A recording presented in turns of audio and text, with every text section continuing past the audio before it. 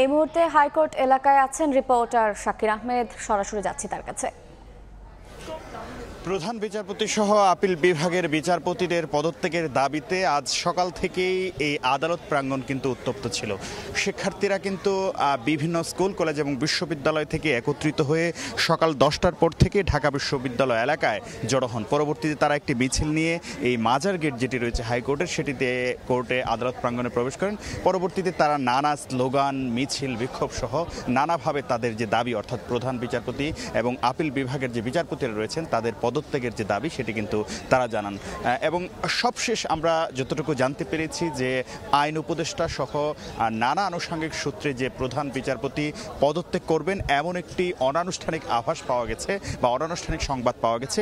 তার প্রেক্ষিতে কিন্তু শিক্ষার্থীরা এই কোর্ট প্রাঙ্গণে অবস্থান করছেন এবং তারা পর্যবেক্ষণ করছেন বিকেল পর্যন্ত এই সিদ্ধান্তটি আসে কিনা।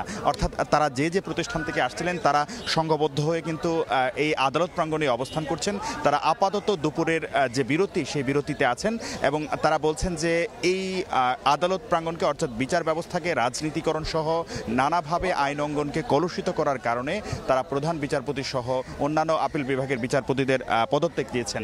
এবং তারা বলেছেন যে এই বিচারপতি নিয়োগ প্রক্রিয়া থেকে শুরু করে তাদের দেয়া যে রায়গুলো সেগুলোর সঙ্গে রাজনৈতিক সংশ্লিষ্টতা ছিল এবং সরকার রাজনৈতিক এজেন্ডা বাস্তবায়নের জন্য আদালতকে ব্যবহার করেছে এমন অভিযোগ কিন্তু তারা এনেছেন এবং এগুলোর পিছনে তারা আসলে প্রধান বিচারপতি সহ অন্যান্য বিচারপতিদেরকে দায়ী করেছেন। সবশেষ তারা এখন প্রধান বিচারপতির যে আনুষ্ঠানিক যে পদত্যাগের ঘোষণা বা প্রধান বিচারপতির আনুষ্ঠানিক পদত্যাগের খবর যেটি, সেটির জন্য তারা অপেক্ষা করছেন। তো এই ছিল আমার কাছ থেকে আদালত প্রাঙ্গণ থেকে প্রধান বিচারপতির পদত্যাগের দাবিতে বৈষম্য বিরোধী ছাত্র আন্দোলনের যে আন্দোলন সেটির সর্বশেষ খবরাখবর।